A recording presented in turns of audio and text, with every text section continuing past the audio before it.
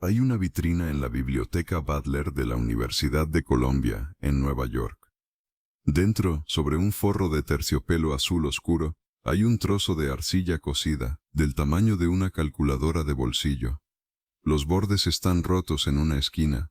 El color es arena con manchas negras y oxidadas. Tiene 3.800 años. En 1922, un diplomático americano la compró en los mercados del sur de Irak por $10. $10 el lote, junto con otras tablillas. Durante 23 años nadie en el mundo académico entendió lo que era. Estaba en un cajón en Columbia. Un objeto de coleccionista. Una pieza educativa antigua. En 1945, dos matemáticos abrieron ese cajón. Y cuando tradujeron los números grabados en esa arcilla, tuvieron que reescribir lo que sabían sobre la historia de las matemáticas. Si este tema te interesa, suscríbete ahora. Lo que vas a escuchar a continuación no es especulación.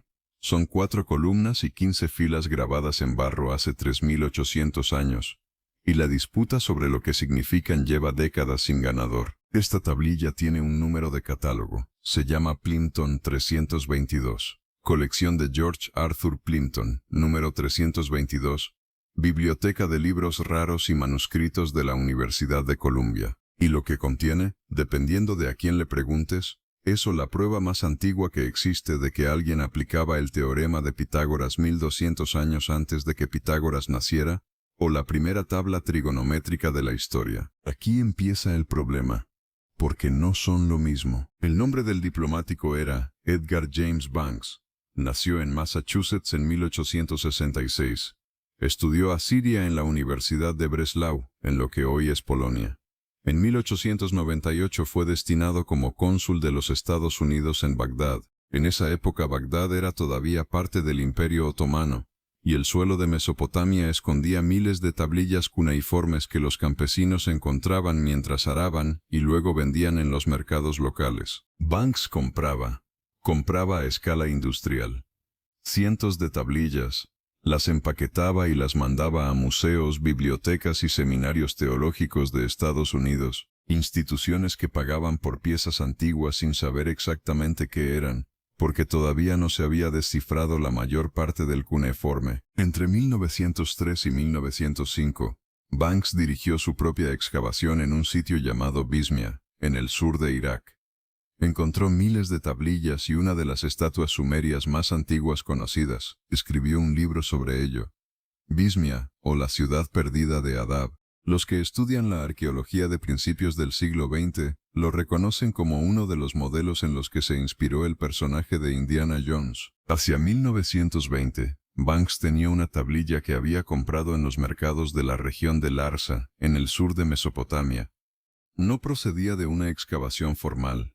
No había registro de dónde exactamente había salido del suelo. La tablilla tenía escritura cuneiforme, 4 columnas de números y 16 filas. Una esquina superior izquierda estaba rota. El resto estaba bien conservado. En 1922, Banks se la vendió al coleccionista George Arthur Plimpton por $10 el lote, no $10 por la tablilla. $10 por todas las piezas juntas. George Arthur Plimpton era editor, director de Ginn & Company, una de las principales editoriales educativas de Estados Unidos. Durante 60 años había reunido manuscritos y libros históricos relacionados con la educación. En el prefacio de su primer libro escribió algo que resume toda su vida. Ha sido mi privilegio reunir los objetos que son más o menos responsables de nuestra civilización presente, porque son los libros de los que los jóvenes de muchos siglos han recibido su educación. Para Plimpton, la tablilla cuneiforme era exactamente eso, una herramienta educativa antigua, algo que un maestro babilónico habría usado para enseñar.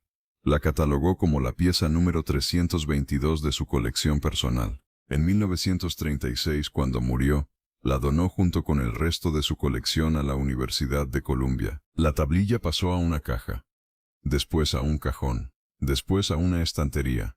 Durante 23 años nadie que entendiera los números que contenía tuvo acceso a ella, o si lo tuvo, no prestó suficiente atención, hasta 1945. Ese año, el matemático austriaco Otto Neugebauer, que trabajaba en la Universidad de Brown, y el arqueólogo Abraham Sachs publicaron el libro que se convirtió en la referencia fundamental para el estudio de las matemáticas cuneiformes. Textos matemáticos cuneiformes. La tablilla Plimpton 322 aparece en las páginas 38 a 41. Lo que describieron ahí cambió lo que la comunidad académica creía saber sobre la historia de las matemáticas. La tablilla mide 12 centímetros con 7 milímetros de largo, 8 centímetros con 8 milímetros de alto, 2 centímetros de grosor, del tamaño de una calculadora de bolsillo pequeña. Eso es lo que cabe en la palma de la mano. 3.800 años de conocimiento matemático. Tiene 4 columnas. La primera, a la izquierda, está parcialmente dañada porque la esquina superior izquierda se rompió en algún momento antes de que llegara a los mercados del siglo XX. Las otras 3 están intactas, y hay 16 filas. La primera es un encabezado en cuneiforme, y las 15 siguientes contienen los datos. La cuarta columna es la más sencilla. Los números del 1 al 15. Simplemente el número de fila. Las columnas 2 y 3 son otra cosa. Contienen pares de números. Y esos pares de números forman triángulos perfectos. Hay algo que los carpinteros y los constructores saben desde hace miles de años en prácticamente cualquier cultura del mundo. Si tienes una cuerda con 12 nudos igualmente espaciados y la doblas en los nudos 3 y 7, formas un triángulo cuyos lados miden 3, 4 y 5. Y ese triángulo tiene un ángulo recto exacto en la esquina más pequeña. Es la forma más simple de construir una esquina de 90 grados perfecta sin instrumentos modernos, sin escuadra, sin láser, con una cuerda y 12 nudos. El triángulo de lados 3, 4 y 5 funciona porque 3 al cuadrado más 4 al cuadrado es igual a 5 al cuadrado. 9 más 16 es 25. Cada vez que eso ocurre con 3 números, que los cuadrados de los dos menores sumen exactamente el cuadrado del mayor, el triángulo que forman tiene un ángulo recto perfecto. Eso es el teorema de Pitágoras, y ese conocimiento lo tenían los constructores de prácticamente todas las civilizaciones antiguas. La tablilla Plimpton 322 está llena de esos conjuntos de 3 números. La fila 11, por ejemplo, contiene 45, 60 y 75.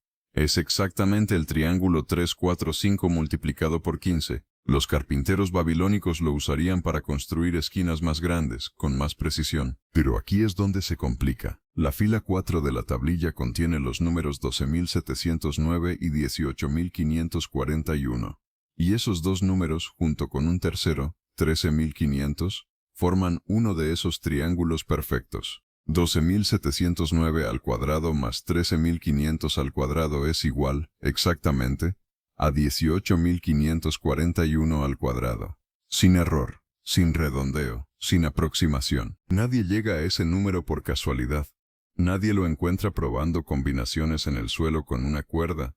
Para llegar al número 12.709 como lado de un triángulo perfecto, necesitas un método sistemático, un algoritmo, y los babilonios lo tenían. Los investigadores lo han reconstruido. Usaban su sistema numérico, base 60, el mismo que hoy heredamos en los 60 minutos de una hora y los 60 segundos de un minuto, para calcular pares de números que se multiplicaban entre sí y daban exactamente uno, número y su recíproco perfecto.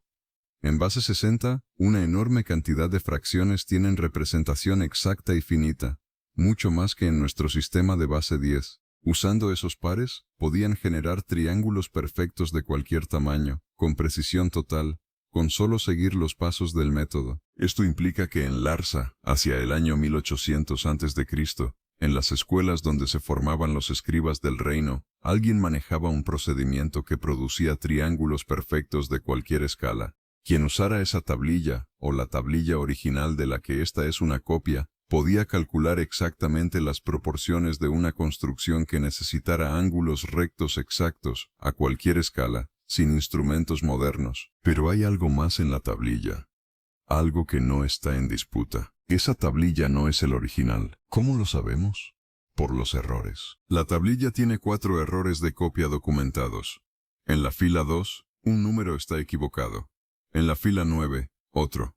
En la fila 15, el escriba copió el doble del valor correcto, 56 en lugar de 28. Pero el error más revelador está en la fila 13.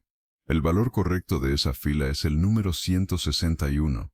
En la tablilla, el escriba escribió 25.921, que es exactamente 161 multiplicado por sí mismo, 161 al cuadrado. ¿Cómo pasa eso? El escriba tenía delante de él un paso intermedio del cálculo, el cuadrado de 161, y lo copió sin darse cuenta de que debía haber tomado la raíz cuadrada.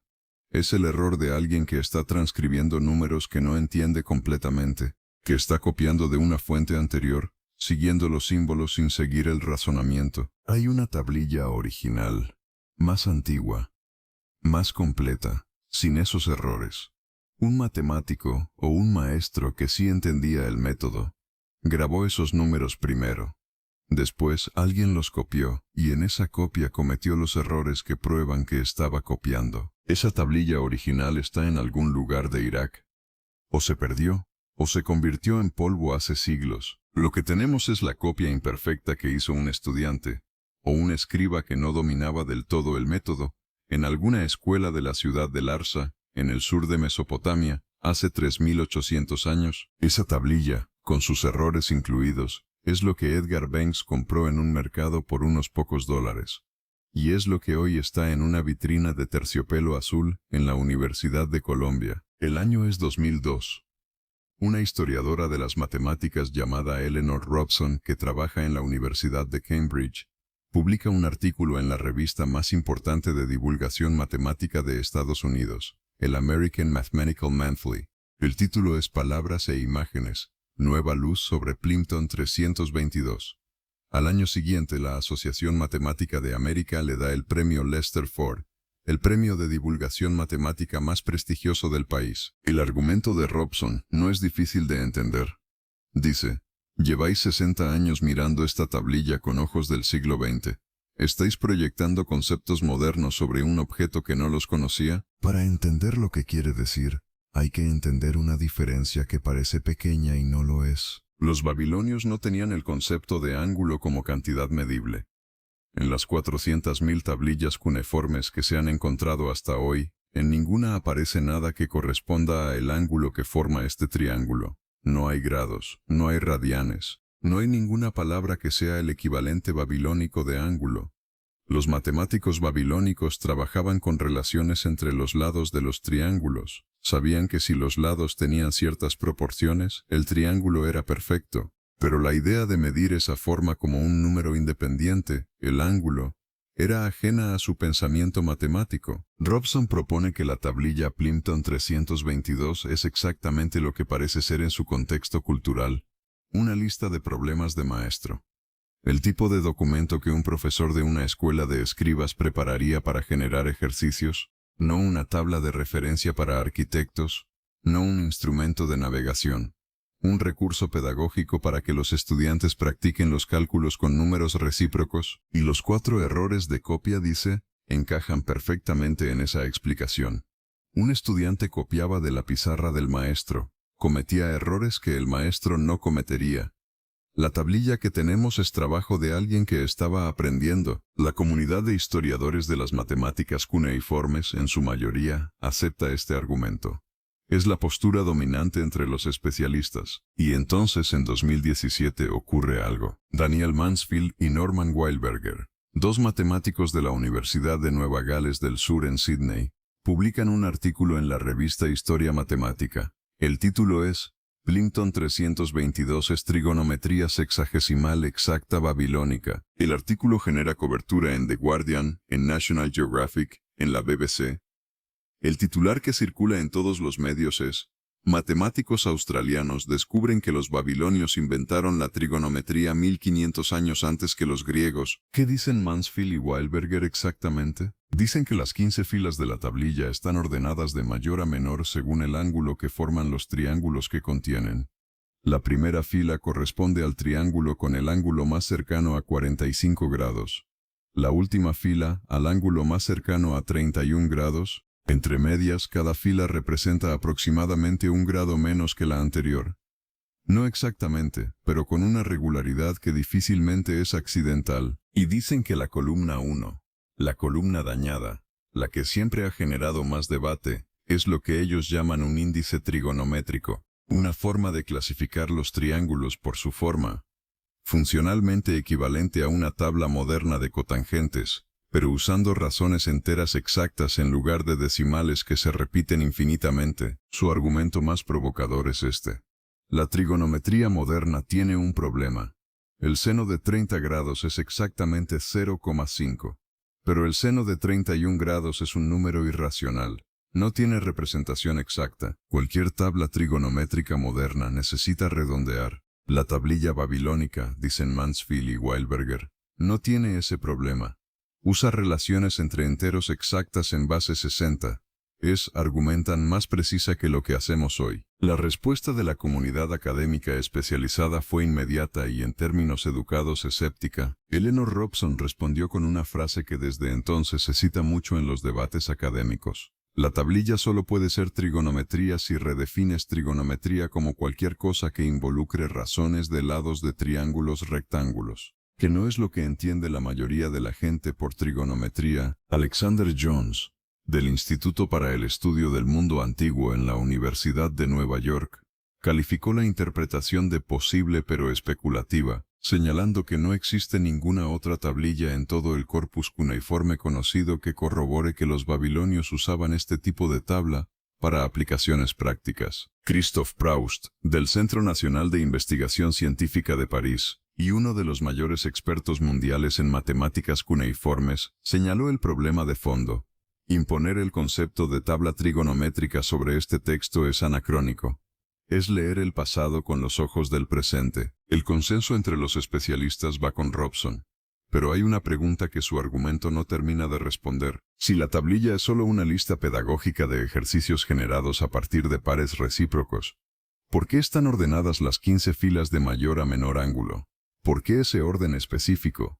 Un maestro que genera ejercicios al azar no los ordena así. Un maestro que genera ejercicios para cubrir sistemáticamente un rango de formas de triángulo, de la más ancha a la más estrecha, sí. Esa pregunta lleva más de 2 décadas sin respuesta definitiva. El debate está técnicamente abierto.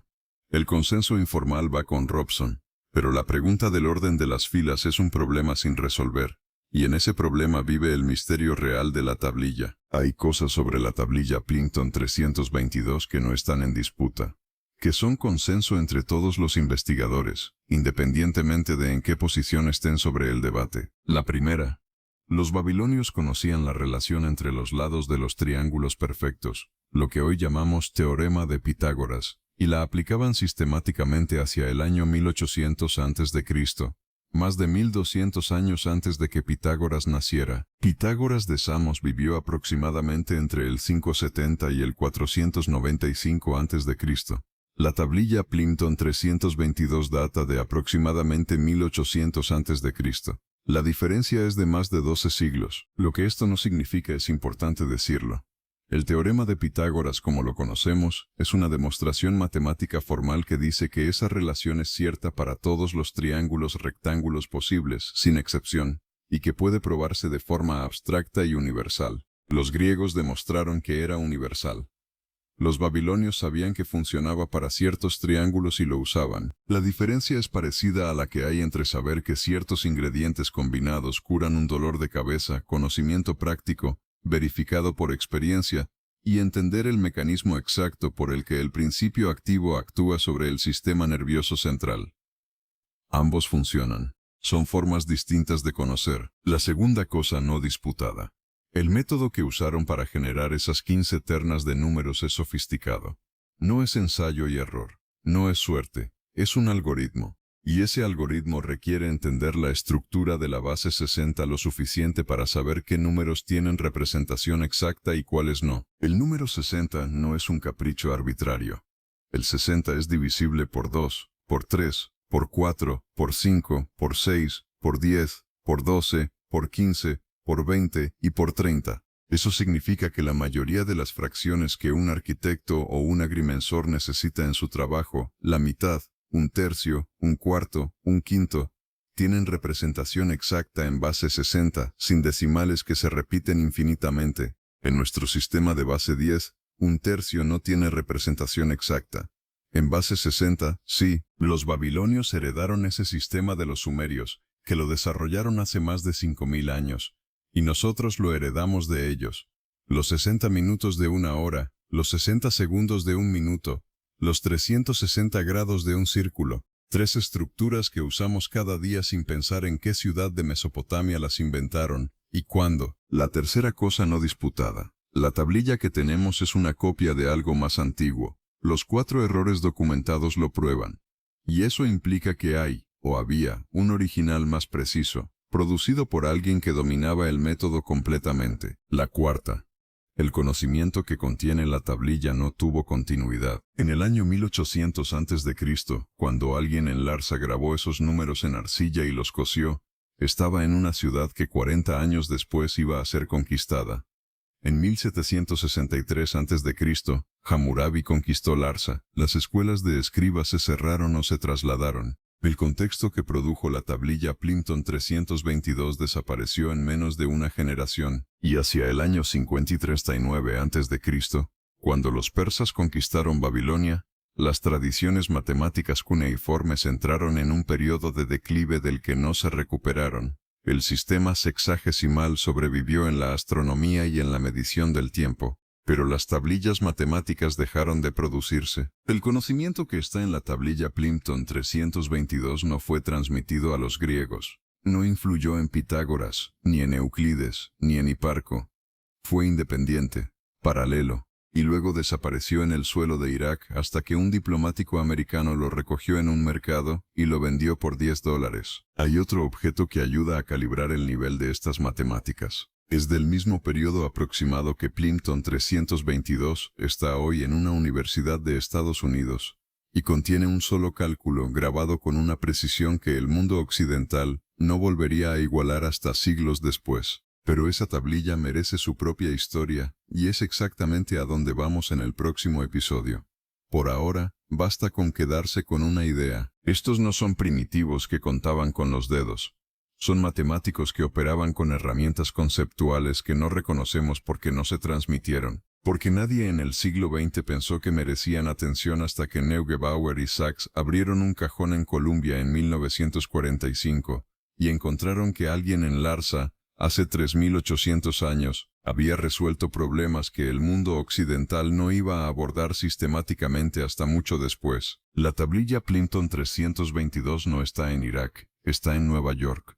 En una vitrina con terciopelo azul oscuro en la biblioteca Butler de la Universidad de Columbia. Llegó ahí porque los últimos años del Imperio Otomano convirtieron el suelo de Mesopotamia en un mercado sin regulación efectiva, y un diplomático con ojo para las antigüedades la compró junto con otras piezas. Llegó ahí porque un editor de libros educativos la vio como exactamente lo que era en superficie.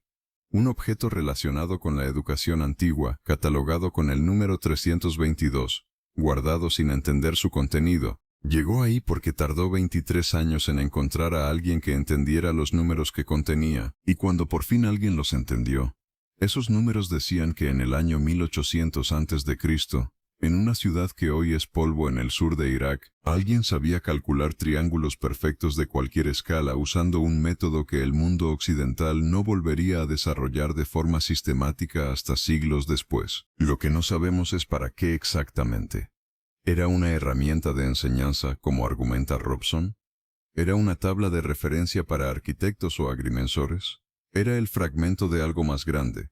¿Un sistema completo del que solo queda este trozo de arcilla cocida? ¿Había una tablilla original más precisa y completa que la que tenemos? No lo sabemos.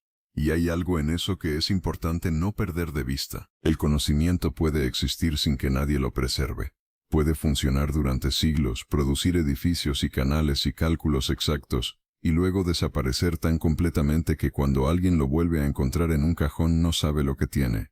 El conocimiento no se transmite solo, no es automáticamente acumulativo. La tablilla Plimpton 322 es la prueba de que algo sofisticado puede perderse durante 3800 años y llegar hasta nosotros por accidente, en un mercado, a cambio de $10. Alguien en Larsa grabó esos números en arcilla porque la arcilla cocida dura más que el papiro, más que el pergamino, más que el papel. El material más barato y más accesible en el sur de Mesopotamia resultó ser el medio de almacenamiento más duradero que ha producido la humanidad.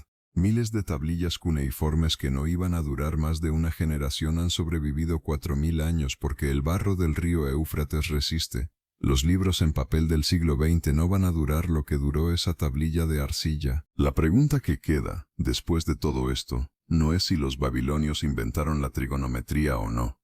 Esa es la pregunta de los titulares.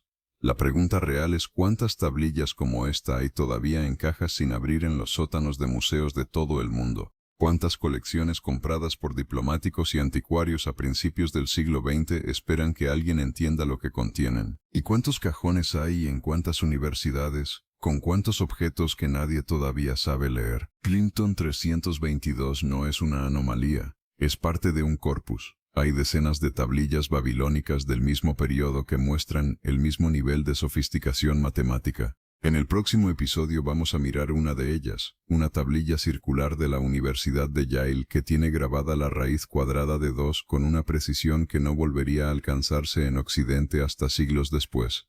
También comprada en un mercado, también sin que nadie supiera lo que era. Si no quieres perderte ese episodio, suscríbete ahora. La tablilla de Yale lleva esperando 4000 años. Un par de días más no le van a importar.